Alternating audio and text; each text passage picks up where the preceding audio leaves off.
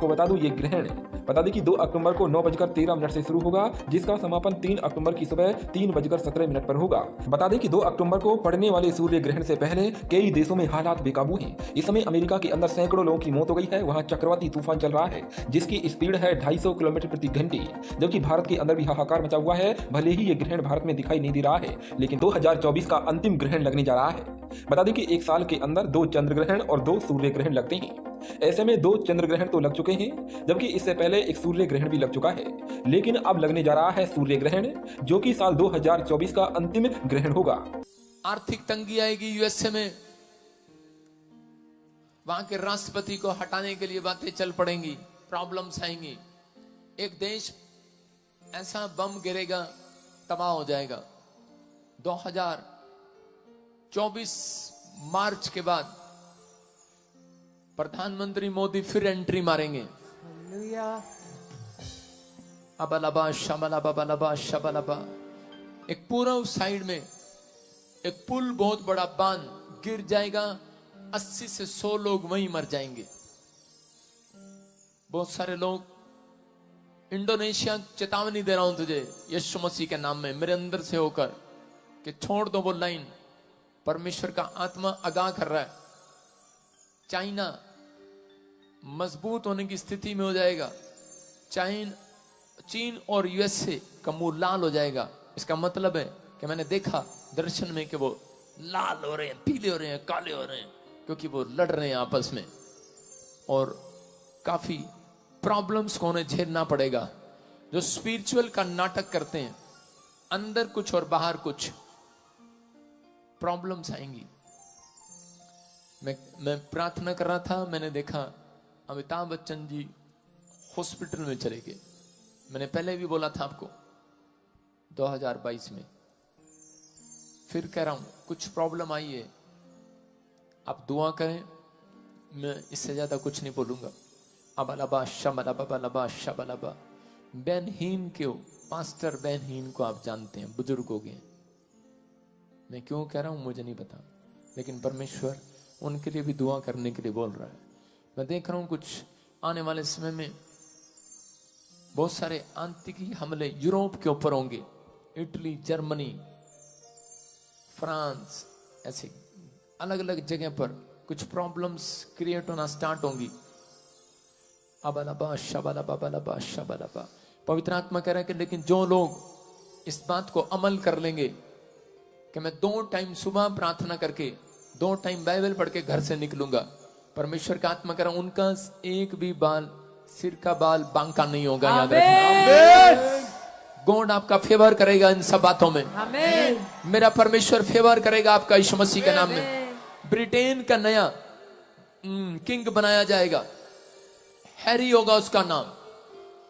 कोई पॉप हटा दिया जाएगा पुराना।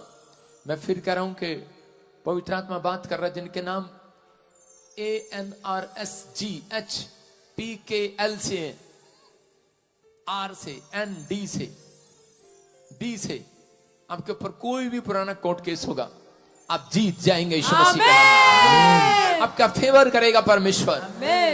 2024 आपके लिए आशीष भरा उनके लिए मैं कह रहा हूं जो जिन्होंने बुराई करना छोड़ दी है, चुगली करना छोड़ दी है।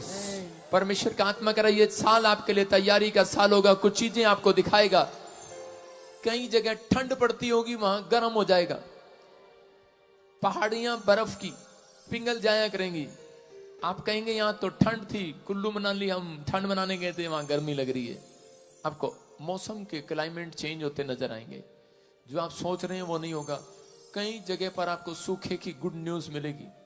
इसको बोलते हैं गुड न्यूज।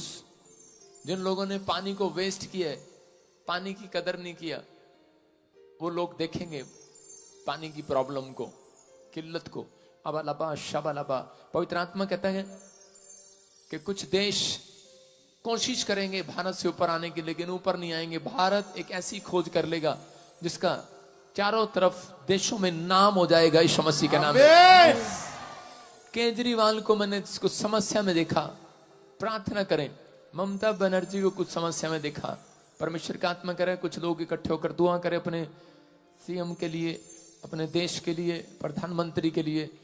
आइए हम सब सिर पे हाथ रखें और प्रार्थना करते हैं सबके लिए। परमेश्वर का आत्मा बात कर रहा है। मैंने कहा कि आप पहचान नहीं पाएंगे, इतने चमत्कार होंगे 2024 में। जवान लोग भविष्यवाणियां करने लगेंगे। 2024 में यूपी बहुत अमीर हो जाएगी। आमीन। 2 साल से बोल रहा हूं, परमेश्वर सुनता आ रहा है। 5 कंट्रियां एक करेंसी बनाएंगी, ये मैं 3 साल से बोलता आ रहा हूं और वो आप सुनते भी आ रहे हैं। लेकिन 2024 खत्म होते ही दिसंबर और मार्च के अंदर आपको सिर्फ 100 और 50 के नोट बचेंगे। समझने वाला समझ ले, बाकी अंदर कर ले। राजपाल यादव जी अंदर कर लेना, बाकी सारे बोले हालेलुया हालेलुया। समझ में आ रहा है? आपके फायदे के लिए परमेश्वर बता रहा है।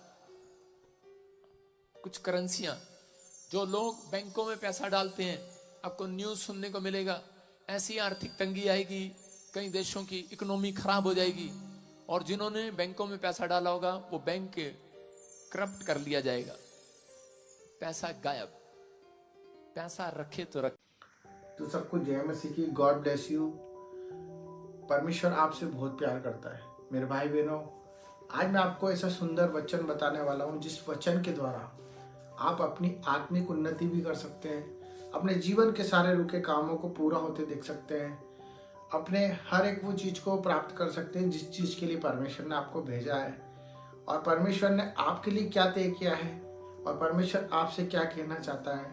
इस वचन के द्वारा मैं आपको बताना चाहता हूँ, क्योंकि आप जो रोगों में पड़े हो, बीमारियों में पड़े हो, जो लाचारी में पड़े हो, आज इसी वचन के द्वारा आप छुटकारा भी पा सकते हो। उस वचन को मैं पढ़ता हूँ जो कि है लूका की किताब में 10वें अध्याय के 9वें पद में, जहाँ परमेश्वर हमसे कहता है कि देखो मैंने तुम्हें सांपों और बिच्छुओं को रोंदने का और शत्रुओं की सारी सामर्थ पर अधिकार दे दिया है।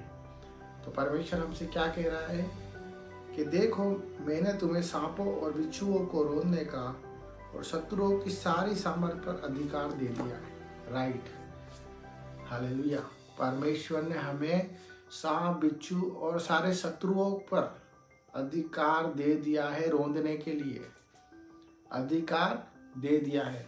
तो इस बात का अगर हम मनन करें तो परमेश्वर हमसे कहना चाहता है कि उसने हमें सारे अधिकार हमें दे रखे हैं। अगर हम वचन से घोषणा करेंगे अपनी उन परेशानियों के लिए, उन बीमारियों के लिए, उन कर्जों के लिए, उन लाचारी के लिए, उन जीवन में रुके हुए कामों के लिए, अगर हम उन शत्रुओं के लिए, उन बिच्छुओं के लिए, उन सांपों के लिए जो आपके कामों को रोक रहे हैं, आप घोषणा करें इस वचन के अनुसार, आप आत्मिक आशीष के साथ साथ अपने बंद दरवाजे भी खुलते देखेंगे, क्योंकि परमेश्वर ने आपके लिए सारे द्वार खोल रखे हैं।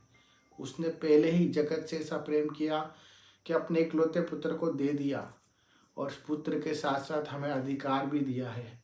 अगर आप अधिकार को नहीं जानेंगे तो आप पीछे ही रह जाएंगे। आप मसीह होने के बाद भी मसीह नहीं कहलाएंगे, क्योंकि शैतान आप पे अधिकार रखेगा। मेरे भाई बहनों, उसको अधिकार मत करने दो। उसका कोई अधिकार नहीं है हम लोगों के ऊपर, हमारे शरीर के ऊपर।